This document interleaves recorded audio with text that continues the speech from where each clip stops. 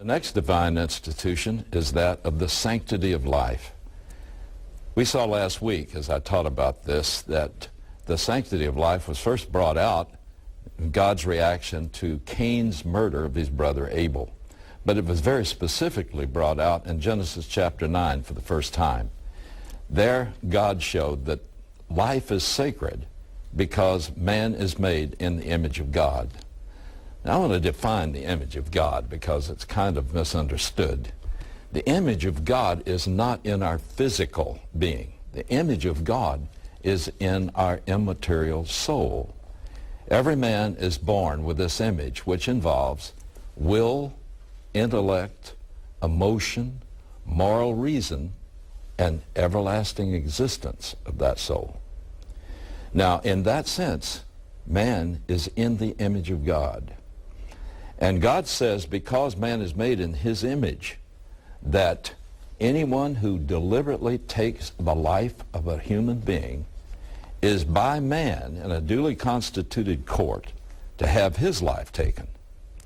Now, I don't think there's anything where this divine institution is more understood or misunderstood than in this idea about the sanctity of life.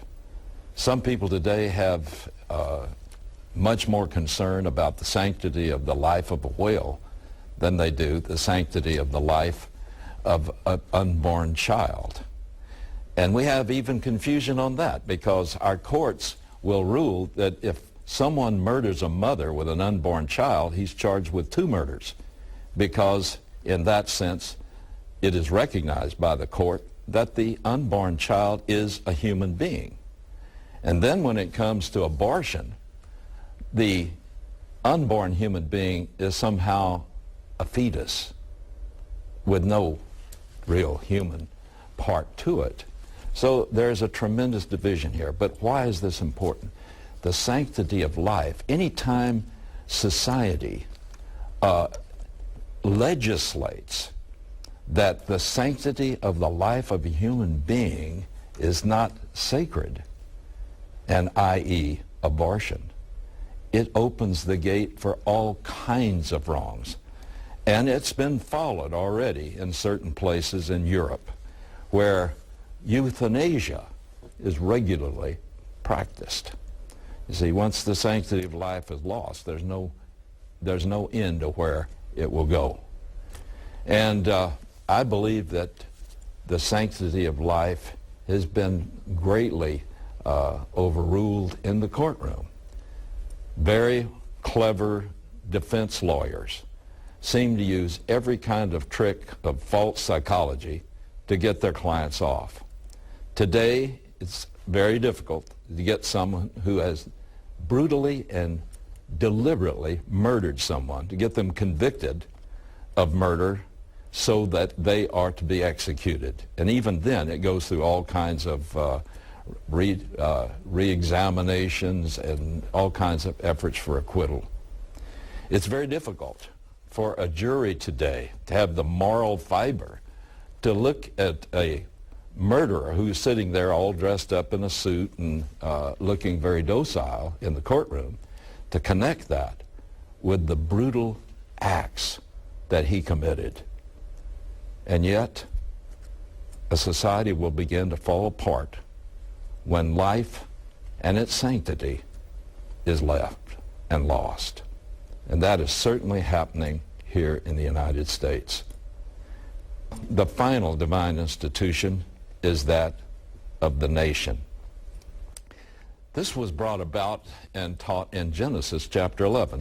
And the Bible shows that because of man's fallen nature, when you concentrate power into the hands of a few, or even worse, into the hands of one, a dictator, that it soon retracts into great tyranny.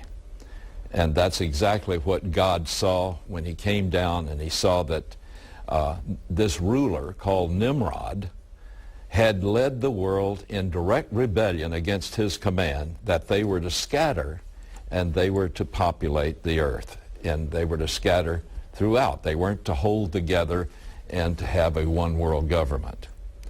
God pronounced judgment on that, and it's We certainly can't deny it today, because it says at that point, at a place called the Tower of Babel on the plains of Shinar, where the monument to their rebellion was built. It was a form of false religion built around astrology.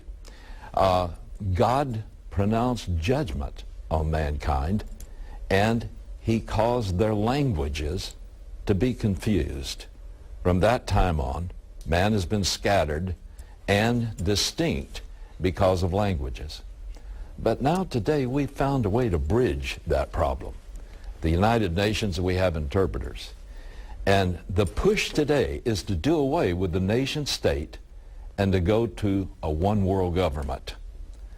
God says that that's the quickest way to the destruction of this planet, because he set up a system of checks and balances by having nations in order that if a dictator took over one, he couldn't control all. And that's why I believe that we are now in the process of trying to do away with nationhood. The United States is forfeiting some of its rights to the United Nations.